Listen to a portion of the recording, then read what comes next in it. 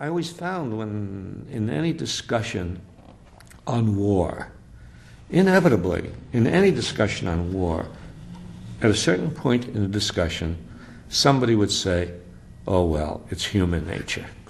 Well, first of all, from my own experience, and I still have to tell this to people because there are still people who talk about the desire of young men to go to war, the thrill it is for young men to be in war, to shoot their guns, to kill. And I thought about my own experience in the Air Force, and it was very clear to me, looking around at all these guys around me who were dropping bombs and who were killing people, that did not come from inside. It did not come from, oh, God, how good it would be to kill some people today. There was no urge to kill, even though they were the enemy. No. What it came from was simply we had been trained. And also we had been told it's a good war. We had been told we're the good guys, they're the bad guys. It'll be bad if they won, it'll be good if we win. We've got to drop the bombs. And so we'll do it, and we'll do it as well as we can. But there was no spontaneous urge to kill. So that was my own my own personal experience. Simply recoiled at the idea that soldiers have this kind of killing instinct, or the young men have this killing instinct. And then when I got away from my own experiences and just began to study history and history of wars, something else became clear to me. And that is, wars don't take place out of the rush of a population demanding war. It isn't the population that demands war, it's the leaders who demand war and who prepare the population for war. I mean, it's World War I. I mean, you didn't have the American people clamoring for the United States to go to war. Not at all. In fact, if anything, it was the opposite. People did not want to go to war. That's why Woodrow Wilson, when he was campaigning in 1916, the war in Europe was on, and the question was, will the United States get into it? And Wilson, campaigning in 1916, and knowing that this would be a popular thing to say, said no.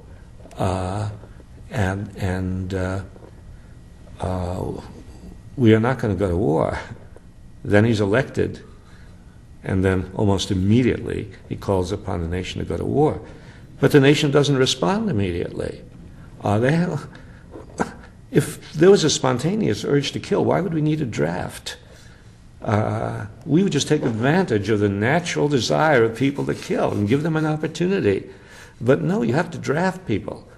Well, you have to do two things, really, in order to mobilize an army for war.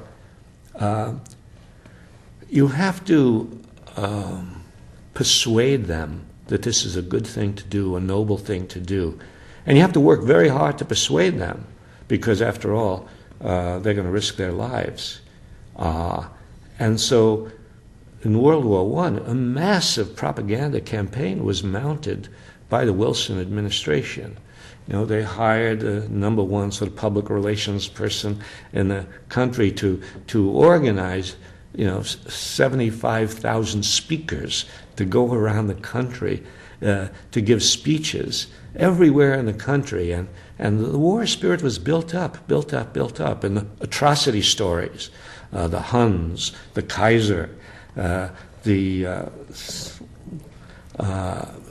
really inflaming the public. Only then, was it possible to really mobilize the nation for war. So you have, on the one hand, you have the propaganda campaign, and then on the other hand, you have the coercion, the draft, and the punishments. If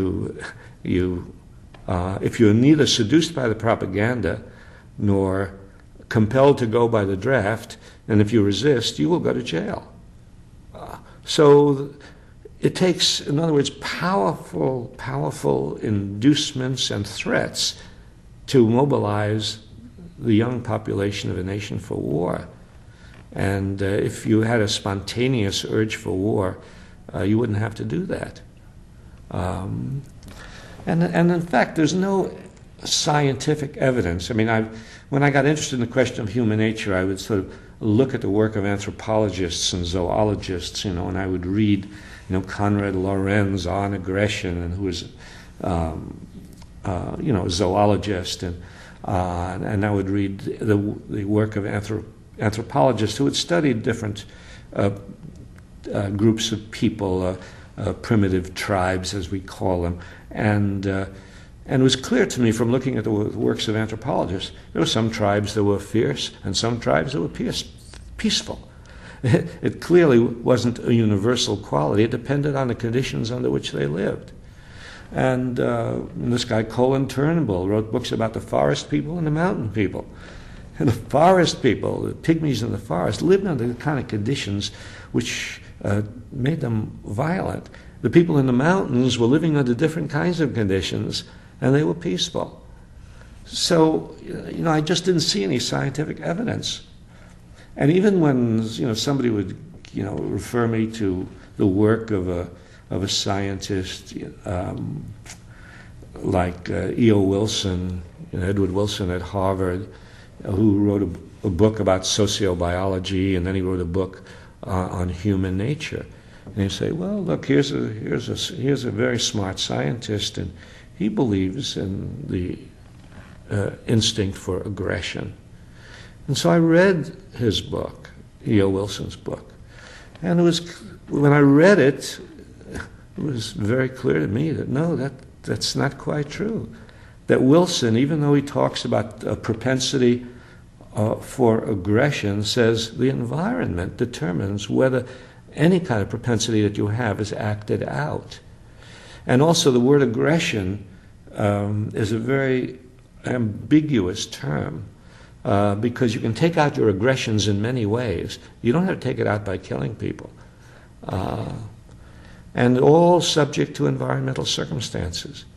So to me, what was clear was that there was a very, very important political consequence of this belief in human nature as the basis for war and violence.